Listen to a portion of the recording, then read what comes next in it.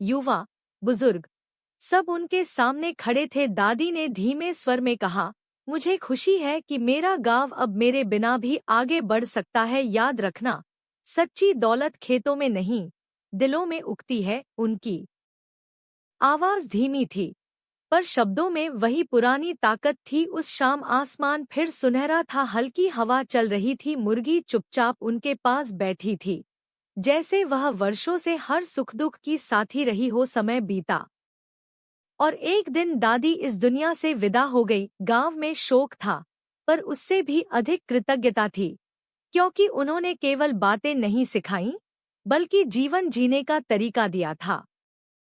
गांव वालों ने उनकी झोपड़ी को तोड़ा नहीं, उसे प्रेरणा कुटिया बना दिया गया। दीवार पर बड़े अक्षरों में लिखा गया, संतोष से शुरुआत करो, प्रेम से आगे बढ़ो और मिलकर दुनिया रोशन करो।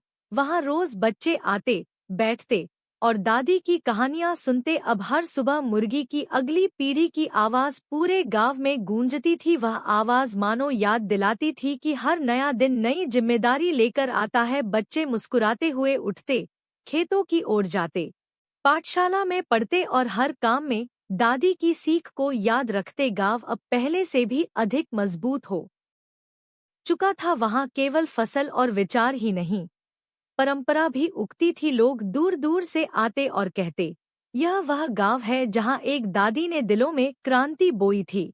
और सच में, वह छोटी सी मुर्गी और सरल सी दादी एक युग की शुरुआत कर गई थी। उनकी सादगी ने लोगों को सिखाया कि असली परिवर्तन बाहर से नहीं, भीतर से आता है। सच्चा नेता वही है जो लोगों को अपने बिना भी आगे बढ़ना सिखा दे।